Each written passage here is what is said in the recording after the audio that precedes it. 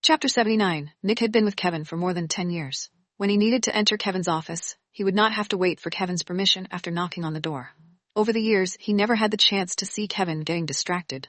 He never thought that he would see such an awkward scene in Kevin's office. Although he had never seen such a scene, Nick reacted very quickly, since he had been with Kevin for so many years. It's fine. Nick quickly closed the door and ran away. If he dared to say that he saw something, their chairman would definitely think of a way to kill him afterward. Their president looked noble and elegant, but he could be so cruel that it would make people shiver. Others didn't know about it, but they had been with him for more than a decade, so how would they not know? "What's wrong?" Amelia said behind Nick. "I think I will die soon," Nick said in a scared tone. Thinking back to the scary looks of the president he saw just now, Nick knew that he will have a rough time in the future. Although he didn't mean to spoil his plan, he did. Their president would not care about his intentions at all. Amelia glared at him and said, "What are you talking about?" Nick looked down and said sadly, "I just ruined boss's moment. He will definitely let me work overtime and kill me." Amelia patted Nick on the shoulder and gave him a thumbs up. "His wife is inside, but you dare to enter without permission. I admire your courage." "What?" Nick felt innocent. Boss had never done anything but work in the office before. Amelia rolled her eyes at Nick again and said, "You have been with Director Kyle for more than 10 years till now and made great progress in work. When did your IQ become as low as him?" It was President Kyle whom they are accusing of having low IQ. The chairman, who was mocked by them, was busy with his wife at this moment, and his work was thrown aside. He just wanted to enjoy the moment. "Karen?" Kevin held the back of Karen's head and kissed her again, but this time it was much softer. He gently kissed her lips as if he was savoring the taste of Karen's lips. Karen's grip on Kevin's neck tightened, and she closed her eyes to feel his kiss. She could feel that Kevin had poor skills in kissing people. He was just kissing her in his own way. When he kissed her, she could feel his dominance, but she could also feel him treating her so delicately. They had only been married for 3 months. Normally, it was not possible for someone to really understand a person in 3 months, but Karen was willing to believe that Kevin was someone who she can entrust her life. As long as they were honest with each other, they would definitely have a happy marriage. Karen thought about the thing that happened at the banquet a few days ago carefully. Kevin gave her a chance to explain, but she refused to say it. Karen guessed that the reason why Kevin was so mad is that he saw Charlie hugging her and thought that there was something going on between Karen and Charlie. But he didn't just blatantly assume things happened between her and Charlie just because he saw her. He even gave her an opportunity to explain herself. But she did not explain. She refused to be honest with him, so he was angry. No man would like to see his wife hugged by another man. Last time in the company, when William Baker put one hand over her shoulder, he already told her off clearly. He was her husband. He would be jealous when he saw her being hugged by another man so intimately. Kevin was jealous of a nobody like William Baker, so you could imagine his anger as he saw Charlie, who was once engaged to her. If things happened differently, she might have married Charlie instead of Kevin. That's why Kevin acted like this. Anyway, he still stopped at the last moment. Kevin was out of control because he was jealous. Perhaps this jealousy had nothing to do with love. It was just because he was her husband. Kevin stopped in time because he didn't want to hurt her. After thinking about it, the sadness and fear in Karen's heart disappeared. A man like him usually doesn't talk much. He wouldn't even say nice words to her. But, with him beside her, she felt safe and secure. On the day of the blind date, he told her that both of them were adults. He did not believe that love existed in this world, so their marriage didn't need to be based on love. There was no love between the both of them, but as days passed by, Karen could feel Kevin's care and love for her. He had never said anything, but she could feel it. For example, she was afraid of the cold. Her hands and feet were always cold during winter. He will secretly prepare gloves and various warm clothing for her. One day, she woke up in the middle of the night. She saw her feet were between his feet. He tried to pass his body heat to her. He showed his care for her in all the little things. What was she thinking if she didn't cherish such a thoughtful man who is her husband? No, she would never give him to anyone else. Since they were married to each other, he could only be hers. After having these thoughts, Karen's arms went down from his neck, wrapped around his waist, and hugged him tightly. Since he doesn't like to talk much, she would initiate the interaction in the future. Just as Karen finally figured it out, Kevin also let go of her. Looking at Karen's blushing face and slightly swollen lips, he kissed her face again, touched her lips with his fingers, and looked at her quietly with his deep gaze. Karen felt embarrassed when he looked at her, but she did not avoid his gaze anymore. Instead, they looked at each other quietly. The ocean of stars Kevin had in his eyes were brighter than anything she had ever seen. At this moment, his eye was full of her, and she felt like he is the one. However, just as Karen imagined the beautiful scene in her mind, she heard Kevin's manly and sexy voice. "What did you say just now? That you don't want to be here?" Karen grabbed some snacks and stuffed them into Kevin's mouth. She struggled to escape from his arms and looked at him with pitiful eyes. Couldn't he see that she didn't want to answer this question? In order not to answer this question, she even used her beauty to distract his attention. Why did he keep asking about that? She just made up her mind to spend her life with him. But he was too slow to get it. What would happen to their lives? Chapter 80. As he saw that Karen was becoming more awkward and angrier, Kevin let out a soft laughter. Karen? Was he laughing at her? Although she was a little angry with him, she had to admit that this man was very handsome, especially when he smiled. But she didn't want anyone to see this. Just as Karen was about to overthink, Kevin turned off his phone and walked towards her. He raised his hand and patted her head gently. Can we go home? What did he mean? The meaning of this sentence was very simple. It was a literal meaning for them to go home together. If it is connected with the phrase, don't be here, then the meaning in it is very ambiguous. Karen glared at him angrily. If you have something to say, just say it. Don't beat around the bush. Kevin raised his eyebrows and said, What are you talking about? Karen saw his sincere eyes, which made her realize that he was simply requesting to go home. She was the one who thought too much again. Nothing. She blushed again. It seemed that she overthinked too much. In order to hide her thoughts, she took the initiative to hold his arm. Let's go home. Go home. Go back to their home. At the same time, Charlie also received news that Rovio Incorporation Inc. took over Innovative Tech half a year ago. Rovio Incorporation Inc. bought over Innovative Tech, but he recently announced that the Gook family would never cooperate with Innovative Tech anymore, which meant that he destroyed the opportunity to cooperate with Rovio Incorporation Inc. Chris Yilleman of the Yilleman family was not afraid to offend the Gook family when he said he wanted to cooperate with Innovative Tech. It seemed that the Yilleman family must have received the news long ago. Lincoln looked at Charlie and said worriedly, Young master, let's go back to Beaufort City first. Let's leave it to Mr. Charlie and let him handle it. I'm afraid that you are not capable to deal with it. Lincoln thought to himself but didn't say it out loud. Charlie shouted loudly, Go back? How to go back? Before coming to Chatterton Town, he swore to those shareholders that he will get the chance to cooperate with Rovio Incorporation Inc. during this trip to Chatterton Town. And now, he can't meet with the people who worked with Leo Kyle, but he also lost so much when the news of Innovative Tech came out. How can he go back? If he wanted to return to Beaufort City, he needed to work harder. He must find an opportunity to meet Leo Kyle. Even if it meant that he had to kneel down and beg him, he must ask for a chance to cooperate with him. Charlie thought of a way to get close to Leo Kyle, which was to use a beauty trap. However, Duncan was too useless. Not only did he fail to find someone, but he also ended up in prison. Charlie added, Find ways to get Duncan out of the prison. Charlie still trusted Duncan more when it comes to finding women. As for Lincoln, whom his father assigned to work with him, he did not dare to trust him easily. Yes, I'll think of other ways. Lincoln accepted the order and left. After Lincoln left, Charlie angrily smashed the desk and said, Damn it, why didn't I find out that Rovio Incorporation Inc. was backing Kevin? Now he could understand everything. Simon Campbell, the director of the Public Security Bureau of Chatterton Town, would definitely give priority to Kevin.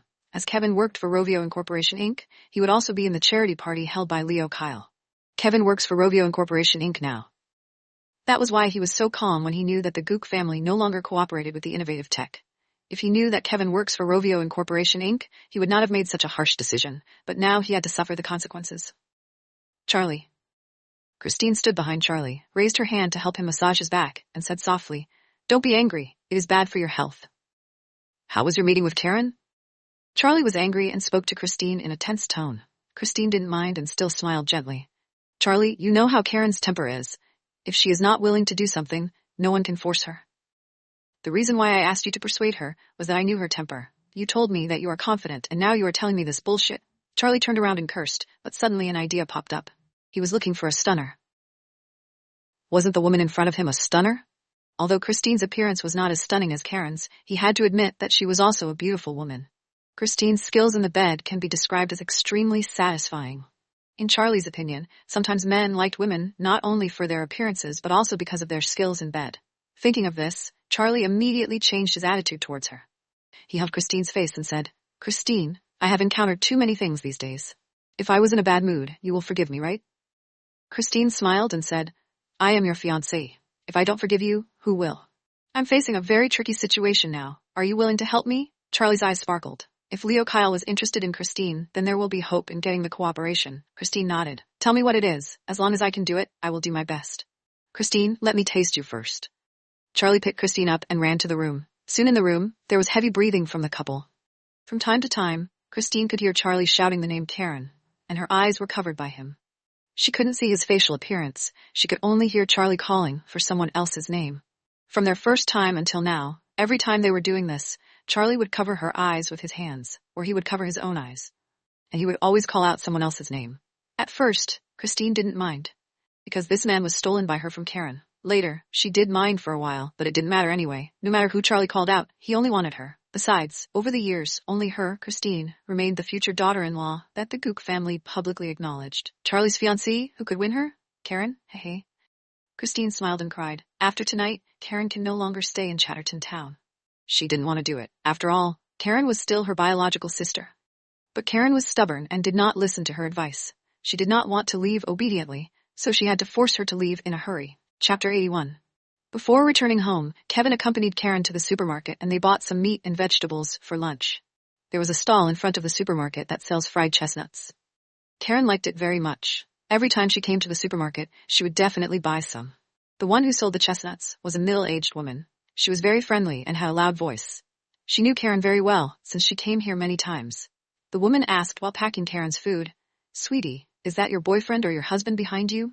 Women liked to gossip, especially when they saw a lovely pair of couple. They were curious. After she heard the question, Karen looked at Kevin. Whenever she buys something, he would wait for her and help to carry a lot of things without any signs of impatience. She looked back at the aunt and smiled. "He is my husband." As soon as she said this, Karen suddenly felt as if she had the whole world. She was so proud to tell others with a loud voice, "He is my husband." The woman said, "Love, there are a lot of men who are willing to accompany you to buy groceries once, but there are only a few men who will accompany you every time. If you have found that man, you should not let others snatch him away, or you will regret it." "Well, I know," Karen nodded vigorously. "Thank you, Auntie." Yes, how could she allow such a good man to be taken away by others? The woman spoke to her like she was her own child, which reminded Karen of her mother. In fact, her mother really loved her. When she agreed to engage with Charlie, her mother said something like that. She wiped her tears and said, "Karen, I don't care if you marry a rich guy, I just hope that he can be good to you and love you. He will be capable to protect you, but I can't make decisions for you." Sometimes, Karen really wanted to call her mother and tell her that her daughter had found someone she wants to spend her life with. But she did not have the courage. Perhaps it was not because of her courage, but because she was afraid that if she called her mother would be treated badly. Look at her husband. He often comes and buys groceries with his wife. After Karen and Kevin left the stall, they heard the loud voice of the woman behind them. Karen looked at Kevin and smiled. "Someone is complimenting you again." Kevin held the bag in one hand and used the other to hold Karen's hand. "Yes." Karen rolled her eyes. Was it necessary to be so cold to her? The winter weather was cold enough. He acted like a large ice block. Did he want her to freeze to death? Just as Karen was extremely unpleased with his response, she heard him say, "Because you are also a good wife." Karen smiled widely and was on cloud nine. Because both of them were perfect, so in a crowd of thousands, before they had a love for each other, they already chose each other. Karen looked at Kevin's broad shoulders and reached out to grab his arm. She told herself once again that if she could be more daring, she might see a different world. "Hello, Mr. Kyle and Mrs. Kyle." A sweet voice came from someone who looked like a doll. Julie Lyle ran over and greeted them with a smile. "Where's your man?" Kevin knew that Ivan will be around when he saw Julie. Julie looked back and pointed to a car not too far away and spoke with an accent. "He asked me to take back the butterfly, love." The car was stopped not far away from them and the window was open. At a glance, Karen could clearly see that the man sitting in the driver's seat had black hair and brown eyes, and his hair was messy. He looked unkempt. His face outline had a distinctive look of an Italian, with the deep eye sockets and a tall nose. Upon noticing Karen, the man turned his head to look at her. His eyes met Karen's, and then a mysterious smile appeared on his face. Karen felt a little uncomfortable when he looked at her, so she quickly looked away and looked at Julie. "I should have sent the dress back, but I troubled you to take it from me. I'm sorry." "You're welcome." It was difficult for Julie to come out of the villa even for once. Now that she had the opportunity to come out, she was so happy, so why would she feel troublesome? However, Ivan did not get out of the car, and Kevin did not go and greet him. The two of them were good friends, but neither of them intended to interact with each other. Karen looked back at Ivan. The famous Italian designer, Ivan, was her idol. However, this Ivan was different from who she had imagined. The photos of Ivan on the internet was very handsome and looked bright, but the Ivan she saw gave a cold impression. Karen used to have the biggest dream to go to Italy to learn fashion design under Ivan. In order to realize her dreams, her mother got a sum of money from selling her grandmother's jade bracelet, which was passed on to her from the older generations. Mother said, "Karen, as long as you like it, I will do anything to let you have it." However, her mother's money was blocked by her father. Her father chose a major for Karen, but Karen was unwilling to go for it. She insisted on being a wedding dress designer. Later, the money that her mother got from selling her bracelet was taken by her father for Christine to study in the United States, which made Karen lose her opportunity to study abroad.